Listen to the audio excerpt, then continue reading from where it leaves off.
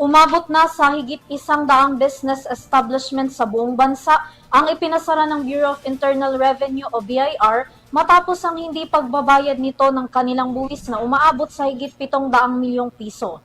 Narito ang report.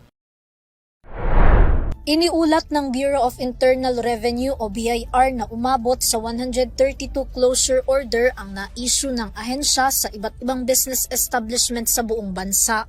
Parte pa rin ito ng nagpapatuloy na programa ng BIR na Oplan Candado na layong habulin ng mga negosyanteng patuloy na nag-ooperate kahit pa hindi nakarehistro at hindi nakakabayad ng tamang buwis sa gobyerno. Ayon sa BIR, sa 490 na kaso na kanilang natukoy na may 742.1 million pesos na potential tax liabilities, 132 lang ang na-issuehan ng temporary closure matapos na tumalimas sa 5-day VAT compliance notices na ipinadala sa mga ito bago ang issuance ng closure order.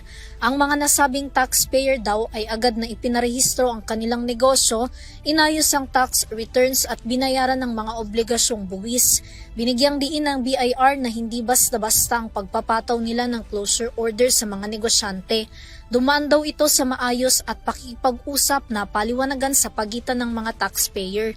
Nagkaroon din sila ng surveillance at validation kung saan nagbibigay ang BIR ng sapat na panahon at oportunidad na makapag-comply at kung hindi makatalima sa regulasyon, saka pa lamang bibigyan ng order.